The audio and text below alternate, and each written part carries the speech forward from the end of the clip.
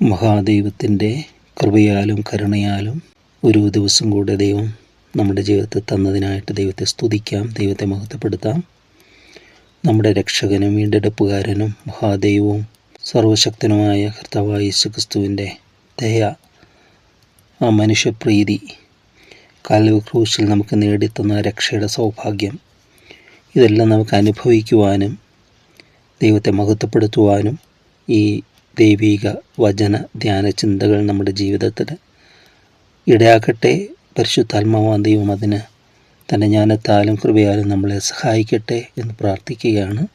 സാമാന്യ ബുദ്ധിക്ക് ഗ്രഹിക്കുവാൻ പ്രയാസമായ ആത്മീകമായ അനുഭവങ്ങളുടെ വലിയ സമ്പത്ത് ദൈവവചനത്തിൽ നിക്ഷേപിച്ചിരിക്കുന്നു. അത് തക്ക സമയത്ത് നമുക്കത് മനനം ചെയ്തെടുക്കുവാൻ, ഖനനത്തിൽ കൂടെ നമുക്കറിയാം വിലയേറിയതെല്ലാം ലോകത്ത് മറയ്ക്കപ്പെട്ടിരിക്കുന്നതാണ്. സ്വർണം തെരുക്കളിൽ ഇങ്ങനെ വിശാലമായി കിടക്കുന്നില്ല, കല്ലുകൾ പോലെ കിടക്കുന്നില്ല. അതെല്ലാം മണ്ണിനകത്തെല്ലാം ഈ വിലയേറിയ നിക്ഷേപങ്ങളെല്ലാം സൂക്ഷിക്കപ്പെട്ടിരിക്കുകയാണ്. എന്ന് പറഞ്ഞ പോലെ ദൈവവചനത്തിൽ നിക്ഷേപിച്ചിരിക്കുന്ന വിലപിടിപ്പുള്ള കാര്യങ്ങൾ അത് ഖനനം ചെയ്തെടുക്കുന്ന പോലെ മനനം ചെയ്തെടുക്കുവാൻ ദൈവത്തിൻ്റെ പരിശുദ്ധ റൂഹ നമ്മളെ സഹായിക്കട്ടെ, നമുക്കതിന് പ്രാപ്തി തരട്ടെ എന്ന് പ്രാർത്ഥിക്കുകയാണ്.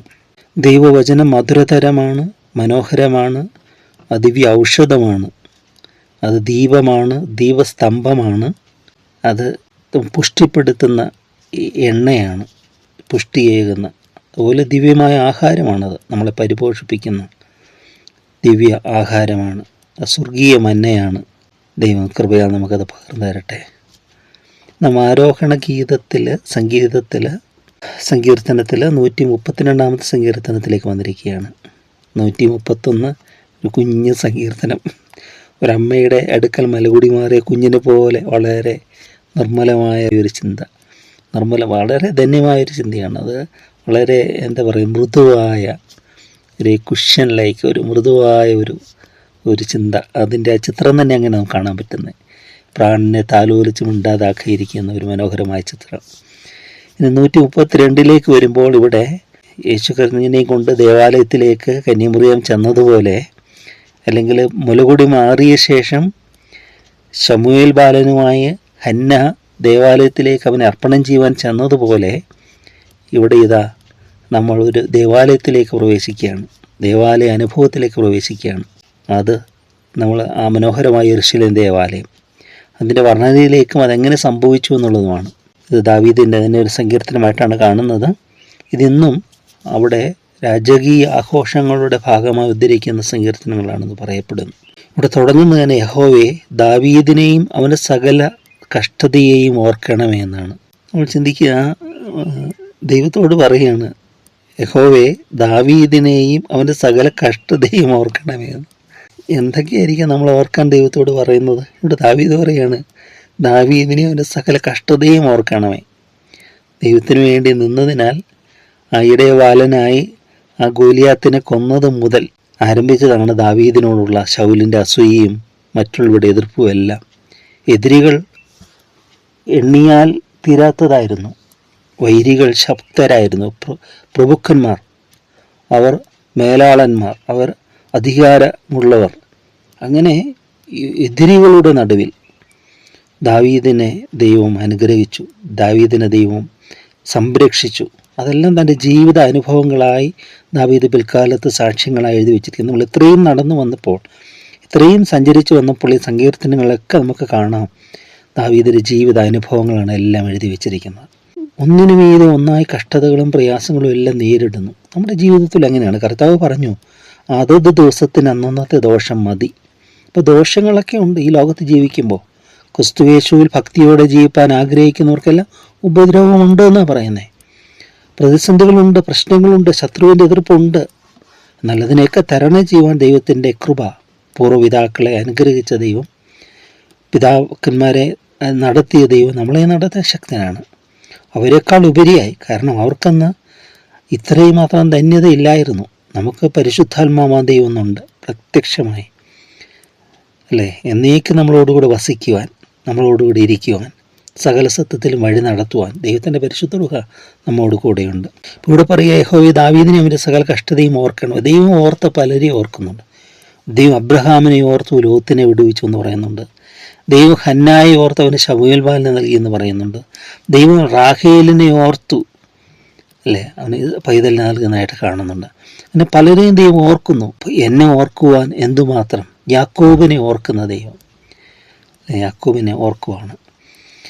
ഇവിടെ പറയുകയാണ്, യഹോവേ ദാവീദിനെ അവൻ്റെ സകല കഷ്ടം ഓർക്കണമേ. അവന് യഹോവയോട് സത്യം ചെയ്ത് യാക്കോബിൻ്റെ വല്ലഭന് നേർന്നതെന്നാൽ, ഈ യാക്കോബിൻ്റെ വല്ലഭന് നേർന്നത് എന്തെന്നാൽ എന്ന് പറഞ്ഞാൽ, ഇവിടെ യാക്കോബാണ് ആദ്യം നേർന്നതായിട്ട് നമ്മൾ കാണുന്നത് ബൈബിളിൽ. ഒരു നേർച്ചയെ നേർന്നുള്ളൂ, ആ നേർച്ച പാലിക്കുകയും ചെയ്തു യാക്കോബ്. ഒത്തിരി നേർച്ചകൾ നേരുന്നതിലല്ല, എന്താണ് നീ നേർന്നത് എന്നുള്ളതാണ്. അതുകൊണ്ട് ദൈവം ഉയരത്തിലാണ്, നീ ഭൂമിയിലാണെന്ന് പറഞ്ഞുകൊണ്ട് വെറുതെ നേർച്ചകൾ നേരെന്ന് ശലോമോൻ പറയും. പക്ഷെ നേർച്ച എന്തായിരിക്കണം? അർത്ഥവത്തായിരിക്കണം, ആത്മാർത്ഥതയുള്ളതായിരിക്കണം, അത് ആത്മാവിനോട് ബന്ധപ്പെട്ടതായിരിക്കണം, ഭൗമികവും പ്രാകൃതവും പൈശാചികവുമായിരിക്കരുത്. പല നേർച്ചകളിൽ നിന്ന് അങ്ങനെയാണ് പോകുന്നത്. എല്ലാം പൈശാചികത, തിന്മ നിറഞ്ഞ, സ്വാർത്ഥത നിറഞ്ഞ, ദ്രവ്യാഗ്രഹം നിറഞ്ഞ, അശുദ്ധി നിറഞ്ഞ പല നേർച്ചകളും ഇന്ന് നമ്മൾ കാണാനായിട്ട് സമൂഹത്തിലൊക്കെ. എന്നാൽ ഇവിടെ വിശുദ്ധമായ യാക്കോബ് തന്നെ സംരക്ഷിക്കണമെന്നും തന്നെ കാക്കണമെന്നും ഭക്ഷിപ്പാൻ ആഹാരം, സൗഖ്യം, പിന്നെ മടക്കി വരുത്തണമെന്നും ഒക്കെ സമർപ്പിക്കുകയാണ്. ആ സമർപ്പണം യാക്കോബ് ദൈവം അത് പൂർത്തീകരിക്കാൻ ദൈവം കൃപ കൊടുക്കുന്നുണ്ട്. പലപ്പോഴും അതങ്ങനെ തന്നെയാണ്. നമ്മളെടുക്കുന്നത് ഓരോന്നും നമ്മൾ പറയുമെങ്കിൽ, പക്ഷെ അത് പൂർത്തീകരിക്കാൻ ദൈവത്തിൻ്റെ കൃപ കൂടിയേ പറ്റുകയുള്ളൂ. ഇവിടെ പറയാം, യാക്കോബിൻ്റെ വല്ലഭന് നേർന്നതെന്നാൽ, ഞാൻ യഹോവയ്ക്കൊരു സ്ഥലം, യാക്കോബിൻ്റെ വല്ലഭന് ഒരു നിവാസം കണ്ടെത്തും വരെ ഞാൻ എൻ്റെ കൂടാര വീട്ടിൽ കടക്കുകയില്ല, എൻ്റെ ശയ്യമേൽ കയറി കടക്കുകയുമില്ല. ഞാൻ എൻ്റെ കണ്ണിനുറക്കവും എൻ്റെ കൺപോളയ്ക്ക് മയക്കവും കൊടുക്കുകയില്ല. നാം എഫ്രാത്തയിൽ അതിനെക്കുറിച്ച് കേട്ടു, വനപ്രദേശത്ത് അതിനെ കണ്ടെത്തിയല്ലോ. നാം അവൻ്റെ തിരുനിവാസത്തിലേക്ക് ചെന്ന് അവൻ്റെ പാദപീഠങ്ങൾ നമസ്കരിക്കുക. യഹോവേ, നീ നിൻ്റെ ബലത്തിൻ്റെ പെട്ടകവുമായി നിൻ്റെ വിശ്രാമത്തിലേക്ക് എഴുന്നള്ളണമേ. നിന്റെ പുരോഹിതന്മാർ നീതി ധരിക്കുകയും നിന്റെ ഭക്തന്മാർ ഘോഷിച്ചുല്ലസിക്കുകയും ചെയ്യട്ടെ. നിന്റെ ദാസനായ ദാവീദിൻ നിമിത്തം നിന്റെ അഭിഷിക്തൻ്റെ മുഖത്തെ തിരിച്ചു കളയരുതേ. ഞാൻ നിന്റെ ഉദരഫലത്തെ നിന്റെ സിംഹാസനത്തിൽ ഇരുത്തുമെന്നും നിന്റെ മക്കൾ എൻ്റെ നിയമത്തെയും ഞാൻ അവർക്ക് ഉപദേശിച്ച സാക്ഷ്യത്തെയും പ്രമാണിക്കുമെങ്കിൽ അവരുടെ മക്കളും എന്നേക്കും നിന്റെ സിംഹാസനത്തിൽ ഇരിക്കുമെന്നും യഹോവ ദാവീദിനോട് ആണയിട്ടു. സത്യം, അവൻ അതിൽ നിന്ന് മാറുകയില്ല. ഇവിടെ ദാവീദ് പറയുന്നത്, ഞാൻ യാക്കോബിൻ്റെ വല്ലവൻ ഒരു തിരുനിവാസം കണ്ടെത്തുമെന്നാണ്. അതായത് ദൈവത്തിൻ്റെ പെട്ടകത്തോട് ചേർന്നുള്ളൊരു സംഭവമാണത്. നമ്മൾ കാണുന്നൊരു ശമൂവേൽ പ്രവാചകൻ്റെ കാലത്ത്, ശൗലിൻ്റെ ഭരണസമയം, ഏലി പുരോഹിതൻ്റെ കാലഘട്ടത്തിൽ, അന്ന് എല്ലാം പിടിക്കപ്പെട്ടു പോയി. ഈ പെട്ടകമെല്ലാം പിടിക്കപ്പെട്ടു പോയി. ശത്രു വന്ന് അതെല്ലാം അപഹരിച്ചു കൊണ്ടുപോയി. ഫിലിസ്തീർ അത് കൊണ്ടുപോയി. ആ പെട്ടകം അങ്ങനെ ഏറെ നാൾ ഫിലിസ്തീയുടെ ദേശത്തായിരുന്നു. പിന്നെ അവിടുന്ന് മാറ്റപ്പെടുന്നുണ്ട്. അതിന് ക്ഷതമൊക്കെ സംഭവിക്കുന്നുണ്ട്. അതിനോട് അനുഗമിച്ച് അതെല്ലാം കൊണ്ടുചെന്ന് വെച്ചവർക്കെല്ലാം അത് നേരാമണ്ണം അതിനെ സൂക്ഷിക്കാതിരുന്നിടത്തെല്ലാം അവർക്ക് ക്ഷയമാണ്, അവർക്ക് ശാപമാണ് കിട്ടിയത്. എന്നാൽ അത് ഓബേദ്-ഏദോമിൻ്റെ വീട്ടിലേക്ക് കൊണ്ടുപോവുകയും അവിടെ ഇരുന്നത് അവൻ്റെ കുടുംബം അത് അനുഗ്രഹിക്കപ്പെടുകയും ചെയ്യുകയാണ്. അപ്പോഴൊക്കെ ദാവീദ് രാജപദവിയിലേക്ക് എത്തിച്ചേർന്നു. അപ്പോഴാണ് ദാവീദ് ഈ പെട്ടകം ഈ യെരുശലേമിലേക്ക് കൊണ്ടുവരുന്നതിൻ്റെ കാര്യം ഓർക്കുന്നത്. അങ്ങനെ പെട്ടകം കൊണ്ടുവരാനായിട്ട് ചെല്ലുന്നു. അവിടെ കാളയെയൊക്കെ ബലിയർപ്പിച്ചുകൊണ്ട് ദൈവിക പ്രമാണത്തിൽ പറഞ്ഞിട്ടുള്ള പ്രകാരം അല്ലാതെ ആ പെട്ടകം കൊണ്ടുവരാൻ മുന്നിട്ട് ചെല്ലുകയാണ്. പക്ഷെ അവിടെ അപായം സംഭവിക്കുക. ഉസ പെട്ടകം പിടിക്കാൻ താങ്ങാൻ പോകുന്നു, ഉസ മരിച്ചു വീഴുന്നു. അങ്ങനെയൊക്കെ ഒത്തിരി കാര്യങ്ങൾ അവിടെ സംഭവിക്കുക. ഏതായാലും അത് ക്രമപ്രകാരം ദാവീദ് പട്ടണത്തിലേക്ക് കൊണ്ടുവരിക. ഏഫോദൊക്കെ ധരിച്ചുകൊണ്ട് പുരോഹിതന്മാരെയൊക്കെ അവിടെ കൊണ്ടുപോകുന്നുകൊണ്ട് ക്രമപ്രകാരം ആ പെട്ടകം യെരുശലേമിലേക്ക് കൊണ്ടുപോകുന്നു. അവിടെ വന്നിരിക്കുമ്പോഴും അവിടെ ദേവാലയം പണിതിട്ടില്ല, കൂടാരത്തിലാണ് അവിടെ. അപ്പോൾ ദാവീദിൻ്റെ ഹൃദയത്തിൽ ഇങ്ങനെ എപ്പോഴും ഇത് ദൈവത്തിൻ്റെ നിവാസം. ഞാൻ ഈ രാജകൊട്ടാരത്തിൽ വസിക്കുന്നു, പക്ഷേ ദൈവത്തിൻ്റെ കൂടാരം ഇരിക്കുന്നതോ ഒരു കൂടാരത്തിലല്ലേ. അപ്പം അങ്ങനെയാണ് ദാവീദിന് ദൈവത്തിൻ്റെ ആലയത്തെക്കുറിച്ചുള്ള ചിന്ത വരുന്നത്. ദാവീദ് പറയാം, ദൈവമേ, നിനക്ക് ഒരു തിരുവാസം പണിയുന്നത് വരെ പറയാണ്, ഞാൻ എൻ്റെ കണ്ണിന് ഉറക്കവും എൻ്റെ ശയ്യമേൽ, ഞാൻ എൻ്റെ കൂടാര വീട്ടിൽ കിടക്കുകയില്ല, എൻ്റെ ശയ്യമേൽ കയറി കിടക്കുകയില്ല, ഞാൻ എൻ്റെ കണ്ണിന് ഉറക്കവും എൻ്റെ കൺപോളയ്ക്ക് മയക്കവും കൊടുക്കുകയില്ല. അവിടെ വലിയൊരു തീരുമാനമാണ് അവിടെ പറയുന്നത്. അതിനുവേണ്ടി. അപ്പോൾ ഒരു കാര്യം നമ്മൾ ചെയ്യുമ്പോൾ അതിനുവേണ്ടി എടുക്കുന്ന എന്താ പറയുന്ന ആ ഒരു ത്യാഗമുണ്ട്, ആ സഫറിങ്. മഹത്തരമായൊരു കാര്യം ചെയ്യണമെങ്കിൽ അതിന് ഒരു സഫറിങ് ഉണ്ട്, ഒരു ഇതുണ്ട്.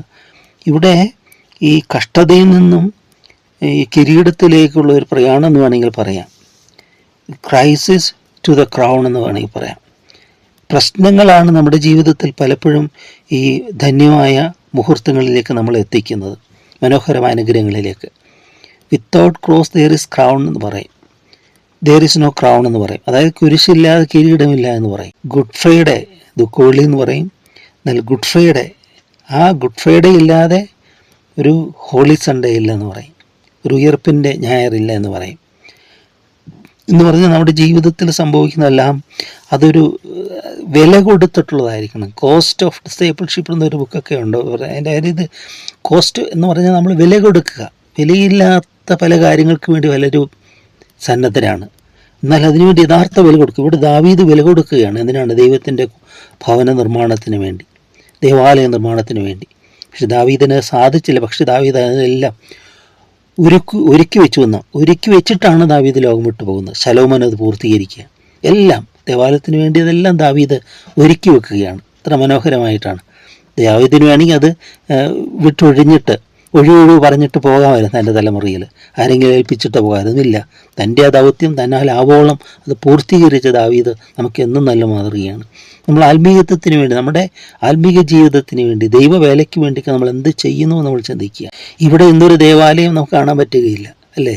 ദൈവത്തിൻ്റെ പെട്ടകം ഇരിക്കുന്ന ഒരു ആലയമുണ്ട്, യെരുശലേമിൽ പോലും ഇല്ല. എന്നാൽ മറിച്ച് ജീവിക്കുന്ന മൊബൈൽ ടാബർനാക്കിൾസ്, ചലിക്കുന്ന കൂടാരങ്ങളുണ്ട്. അതാണ് മനുഷ്യ ജീവിതങ്ങൾ. ഇന്ന് നിങ്ങളാണ് ദൈവത്തിൻ്റെ മന്ദിരങ്ങൾ. ദൈവത്തിൻ്റെ ആത്മാവ് നിങ്ങളിൽ വസിക്കുന്നു എന്നറിയുന്നില്ലോ. അപ്പം നമ്മുടെ ഹൃദയ സിംഹാസനത്തിൽ യേശു രാജാവ് വാഴണം. നിത്യമഹാപുരോഹിതനായി അവിടെ നമ്മളിൽ വസിക്കണം, വാഴണം. ആ അനുഭവമാണ് ക്രിസ്തീയത എന്ന് പറയുന്നത്. ആ അനുഭവമാണ് ധന്യമായിട്ടുള്ളത്. അതിനുവേണ്ടി നമ്മൾ എന്താ കൊടുക്കേണ്ടത്? നമ്മളെ തന്നെ വിട്ടുകൊടുക്കുകയാണ്. നമുക്കുള്ളതിനെ അർപ്പണം ചെയ്യുകയാണ്. അങ്ങനെ അർപ്പണം ചെയ്യുമ്പോൾ നമ്മുടെ ജീവിതങ്ങൾ ഈ ചലിക്കുന്ന മന്ദിരങ്ങളായി, ദേവാലയങ്ങളായി മാറുക. നമ്മളിൽ കൂടി ആ ദൈവിക സുഗന്ധം വ്യാപരിക്കുക. ഞങ്ങൾ ദൈവത്തിൻ്റെ സുഗന്ധവാസനയാകുന്ന പോലെ പുസ്തകം പറയുക. നമ്മൾ സുഗന്ധവാസനയായി തീരും. എന്തിൻ്റെ? ആ beautiful aroma of the divine nature, Christ like nature. ക്രിസ്തു സദൃശ്യമാകുന്ന ക്രിസ്തുവിൻ്റെ സ്വഭാവത്തിൻ്റെ മധുരിമ, ആ മനോഹരമായ ദിവ്യ അനുഭവം നമ്മളിൽ കൂടെ മറ്റുള്ളവരിലേക്ക് അവർക്ക് അത് മനസ്സിലാക്കാനായിട്ട് സാധിക്കുകയാണ്.